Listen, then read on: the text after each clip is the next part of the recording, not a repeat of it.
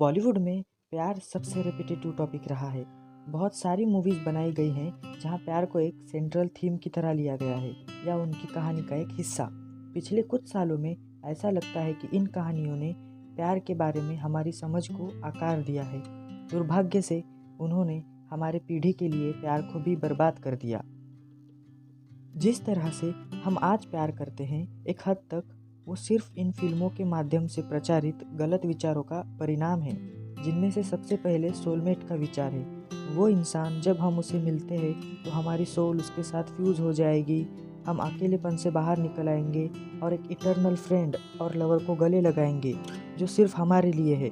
काफ़ी सारी Bollywood romantic movies ने अपने प्रीमाइस एक सेंट्रल आइडिया द वन को सेट किया है।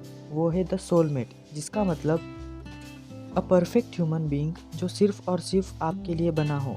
ये धारणा मॉरल सुपेरियरिटी को परेशान करने वाले विचारों की ओर ले जाती है। रोमांटिक फिल्म्स इस बात को पूरी तरह से भूल जाती हैं कि हमारा नेचर में ही हम सभी में कुछ ना कुछ खामियां हैं और हम सब इम्परफेक्ट हैं। बॉलीवुड हमें ये बिलीव करने के लिए मजबूर कर देता है कि हम सभी के लिए एक साथ रहना आसान है, बट ट्रस्ट मी, ऐसा नहीं है। We all are crazy. ये जो द वन द सोलमेट का आइडिया है, ये एक डिल्यूजन है।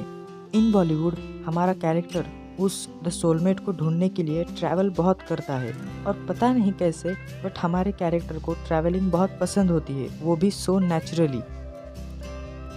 बॉलीवुड में कपल फर्स्ट टाइम रोड पे या अपने फ्यूचर पार्टनर के होम टाउन में मिलते हैं और जो ये अपने कैरेक्टर बहुत सारा टाइम ट्रैवलिंग को डिवोट करते हैं ना, ये सारे रोमांटिक्स को कोई जॉब या रिस्पॉन्सिबिलिटीज़ नहीं होती है, ना ही हायर एजुकेशन के लिए स्टडी करने की ज़रूरत होती है और ना ही ये अपने एम्बिशंस की तरफ फोकस होते हैं। अपने रियल लाइफ के ये सारे इश्यूज़ जिनका आपको और मुझे सामना करना होता है, रोमांटिक फिल्मों के हिसाब से हमें इनकी ज़रूरत ही नहीं है। उनके हिसाब से प्यार पाना अपने जिम्मेदारियों से ज़्यादा ज़रूरी है, और जब आप उस व्यक्ति को पाते हैं तो आप प्यार में कैसे पड़ते हैं? वेल, बॉलीवुड के हिसाब से you fall in love through instinct. ये इंस्टिंक्ट बेस्ड होती है उस स्पेशल पर्सन पर जिसे देखने के बाद आपको एक स्पेशल फीलिंग आती है।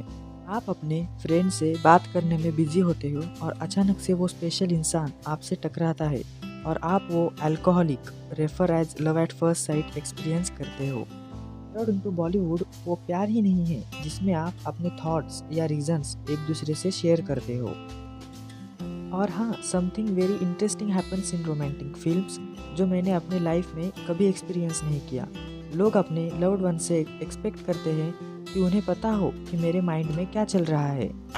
लोगों को ये फील ही नहीं होता कि उन्हें वो एक्सप्रेस करने की ज़रूरत होती है, उन्हें बस समझ लेना चाहिए। जो प्यार मुझे तुम्हारी आंखों में दिखाई देता था, आज वो प्यार नहीं है।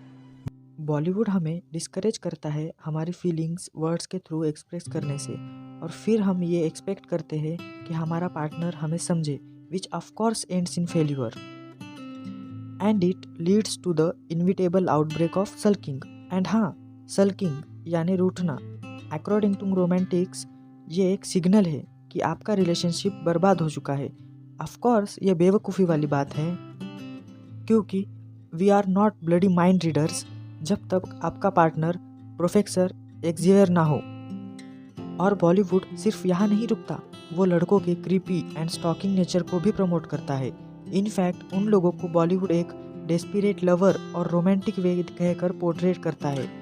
बॉलीवुड ये भी प्रमोट करता है कि love sometimes can be violent, and अगर आपका बॉयफ्रेंड आपके ऊपर चिल्लाता है, आपको अब्यूज़ करता है, he does it only because वो आपसे प्यार करता है, ये नहीं कि वो पागल और क्रीपी है।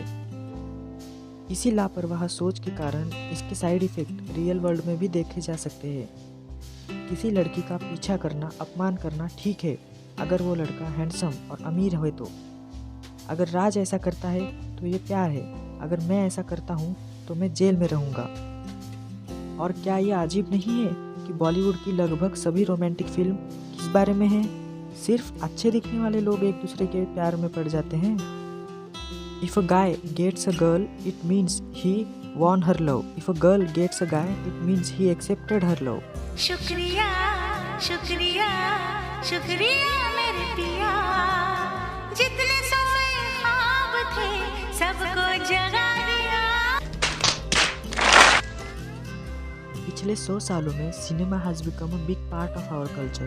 तो ये बात कहना कि रोमांटिक फिल्म्स हमारी लाइफ को इन्फ्लुएंस नहीं करती, ये बिल्कुल गलत है। हम अपने पार्टनर को इन लेंस ऑफ सुपरफिशियल के थ्रू जज करते हैं, जो कि बहुत गलत है। इसीलिए हमें अपने प्यार के बारे में रोमांटिक फिल्मों के व्यू पर सवाल उठाना होगा। Not to destroy love but to save love. हमें अपने आप को इस romantic idea of true love से बचाना होगा, क्योंकि हमें ये पसंद आए या ना आए, the idea of true love is delusional. ये सिर्फ हमारा अहंकार और सेल्फ राइटनेस की भावना को बढ़ाता है। बट इसका मतलब ये नहीं है कि लव इज ओवररेटेड। ओवररेटेड तो प्यार करने की हमारी क्षमता है। ज्यादातर रिलेशनशिप में लॉन्डो का ओवर कमिट अंडर डिलीवर रहता है कि बातें करनी तो आ गई है, निभाना आता ही नहीं है। इसीलिए इन रोमांटिक फिल्मों की बजाय it would be better if you look at the ancient Greek vision of love, which is invested in the mutual administration for what is virtuous and accomplished in another person.